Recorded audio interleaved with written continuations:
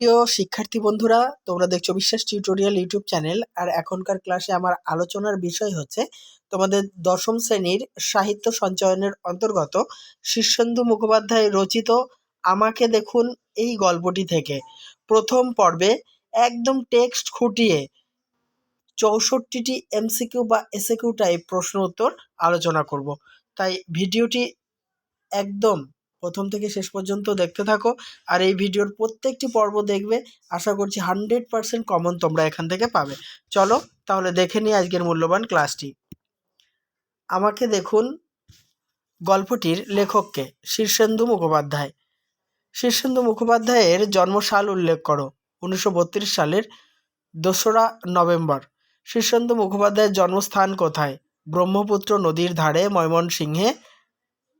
ময়মনসিংহ গ্রামে বা ময়মনসিংহে জন্মগ্রহণ করেন।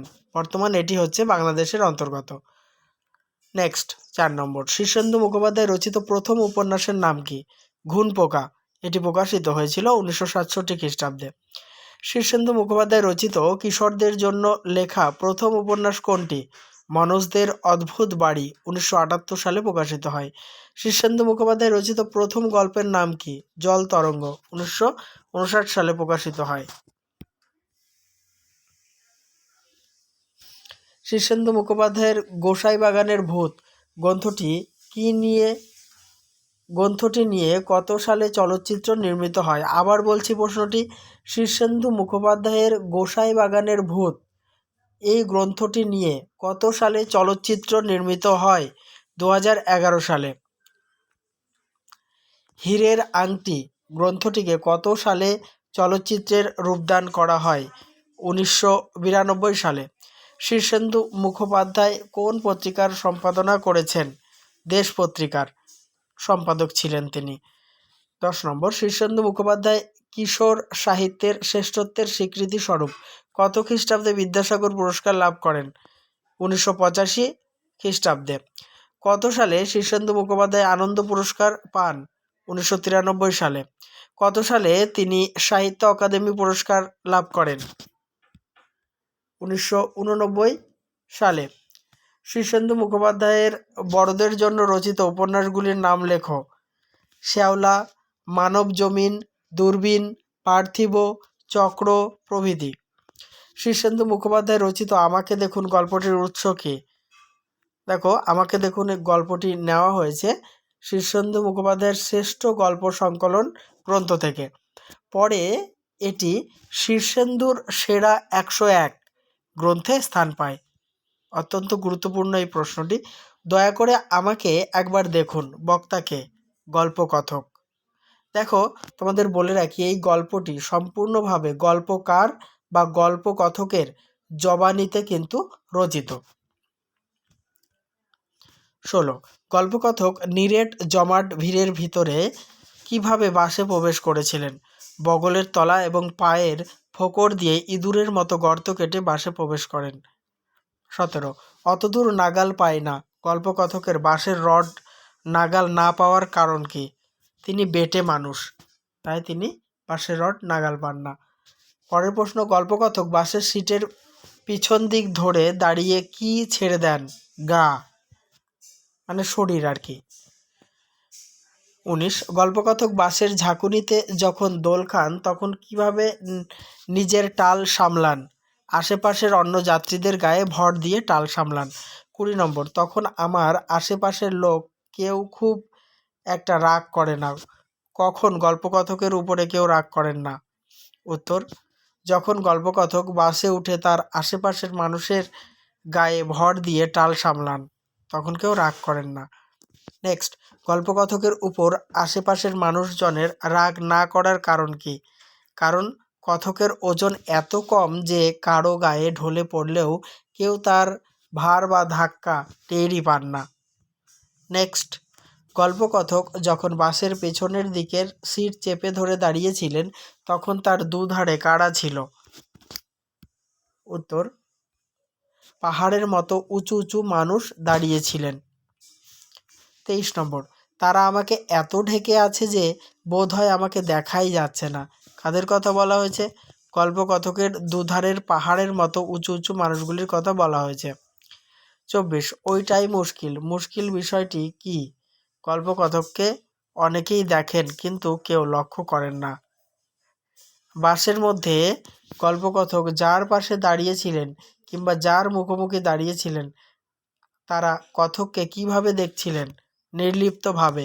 নির্লিপ্ত শব্দের অর্থ কি? উদাসীন। 27 যেন আমি না থাকলেও কোনো ক্ষতি বা লাভ ছিল না। কাদের কোনো ক্ষতি বা লাভ ছিল না? বাসের মধ্যে কথকের মুখোমুখি দাঁড়িয়ে থাকা মানুষগুলোর কোনো লাভ বা ক্ষতি ছিল না। 28 যেন আমি না থাকলেও কোনো ক্ষতি বা লাভ ছিল না। গল্পকথক কেন এমন কথা বলেছেন? উত্তর, বাসের মধ্যে কথকের সামনে এবং পাশে থাকা মানুষগুলোর উদাসীনতা দেখে গল্পকথক উক্তিটি করেছেন। পরের প্রশ্ন, বাসের মধ্যেকার মানুষগুলির গল্পকথকের দিকে উদাসীনভাবে তাকিয়ে থাকার কারণ কি? তার কারণ হয়তো কথকের চেহারায় এমন কিছুই নেই যাতে তাকে আলাদা করে চেনা যায়। 30 আমাকে দেখুন গল্পটির কথকের উচ্চতা কত? 5 ফুট 2 ইঞ্চি। 31 রোগায় তবে খুব রোগা নয় যেটা চোখে লাগে, কালোই তবে খুব কালো নয় যে আর একবার তাকিয়ে দেখবে কেউ। গল্পকথক এখানে কার চেহারার বর্ণনা দিয়েছেন? নিজের চেহারার বর্ণনা দিয়েছেন। পরের প্রশ্ন, কত বছর বয়সে কথকের মাথা ক্রমশ ফাঁকা হয়ে চুল পাতলা হয়ে এসেছে অথচ টাক পড়েনি বলে জানা যায়? 40 বছর বয়সে। কেউ কেউ দেখে। কাদের কেউ কেউ দেখে? টেকো মানুষদের। সেটা না কুৎসিত না সুন্দর। কিসের কথা বলা হয়েছে? কথকের মুখের কথা বলা হয়েছে। কথকের নাকটি কেমন? থ্যাবড়া নয়, চোখাও নয়। গল্পকথকের চোখটি কেমন? চোখটি বড়ও নয় আবার কুতকুতেও নয়। 37 এই ভিড়ের মধ্যে কেউ কি আমাকে দেখছেন? কোন ভিড়ের কথা বলা হয়েছে? বাসের ভেতরের ভিড়ের কথা বলা হয়েছে। নেক্সট প্রশ্ন 38 নম্বর। তার আগে বলি অবশ্যই ভিডিওতে লাইক কমেন্ট এবং শেয়ার করো। আর প্রতিনিয়ত আমি গুরুত্বপূর্ণ এরকম তোমাদের চাকরি এবং তোমাদের সাবজেক্টের সিলেবাসের অন্তর্গত এসব ভিডিও কিন্তু আমি আপলোড করে চলেছি। তাই অবশ্যই গুরুত্বপূর্ণ আপডেটগুলি পাওয়ার জন্য চ্যানেলটিকে সাবস্ক্রাইব করে অল করে নাও। আর আমার চ্যানেলের প্লেলিস্টে চলে যাও, ওখানে সমস্ত দরকারি ভিডিও তোমরা পেয়ে যাবে। 38 নম্বর, আমার বিয়ের পর একটা মর্মান্তিক মজার ঘটনা ঘটেছিল। ঘটনাটি কোথায় ঘটেছিল? বৌভাতে 2 দিন পর বাজার করতে বেরিয়ে ঘটনাটি ঘটেছিল। 39 গল্পকথক কেন নমস্কারী কাপড় চোপড় কিনতে গিয়েছিলেন? দিরাগমনে শ্বশুরবাড়ি যাবেন বলে। গল্পকথক মার্কেটিং করতে কোথায় গিয়েছিলেন? নিউ মার্কেটে। রাস্তায় বেরিয়ে আমি আমার বউকে জিজ্ঞেস করলাম। কথক তার বউকে কি জিজ্ঞাসা করেছিলেন? নিউ মার্কেটে যাবে? দেখো, আমি এটাকে লিখতে পারতাম যে তার বউ নিউ মার্কেটে যাবে কিনা এটা জিজ্ঞাসা করেছিল, কিন্তু আমি এটা বইয়ের ভাষায় লিখেছি কারণ যদি লাইন তুলে প্রশ্ন দেয় তাহলে কিন্তু তোমাদের এটা দেখলেই মনে পড়ে যাবে। 42 কথক তার বাড়ির কাছে কোথা থেকে কাপড় চোপড় কেনেন?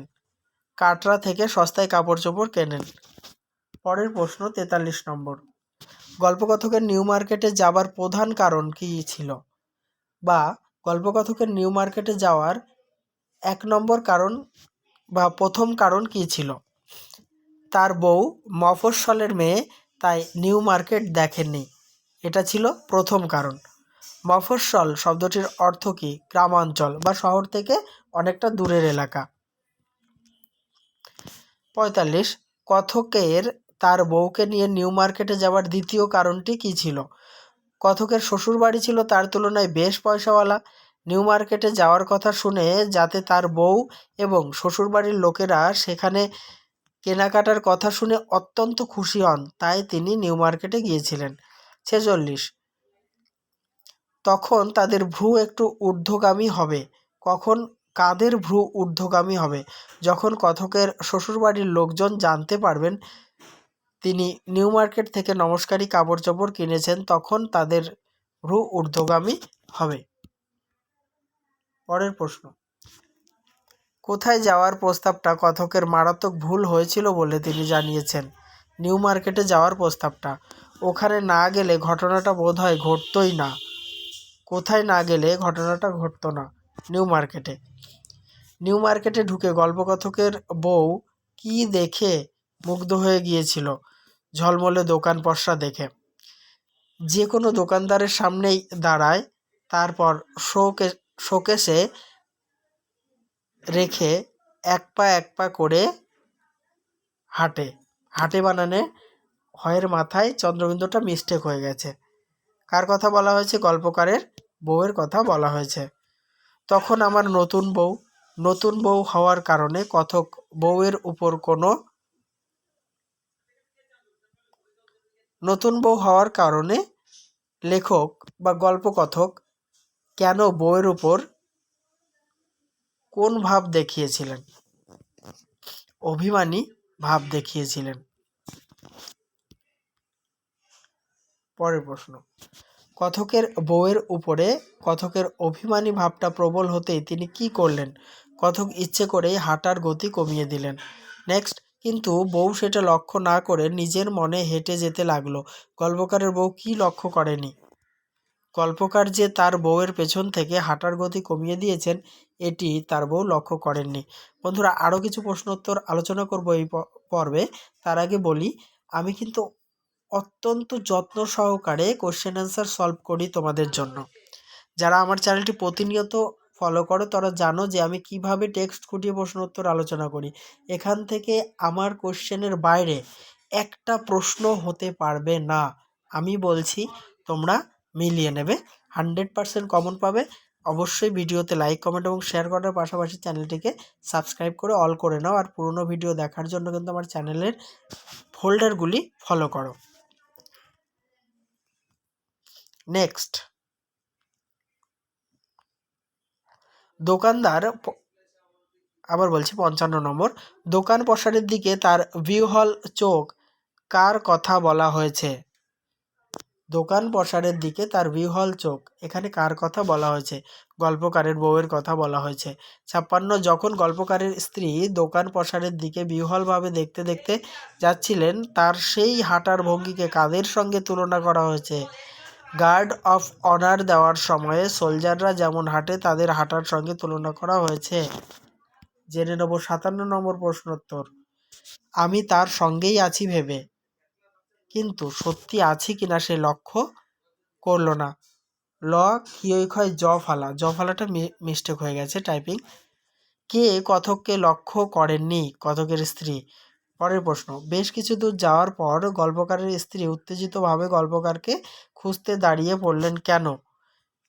কিছু একটা জিনিস কথককে দেখানোর জন্য দাঁড়িয়ে পড়লেন। 59, চারিদিকে চেয়ে আকুল হয়ে খুঁজতে লাগলো আমাকে।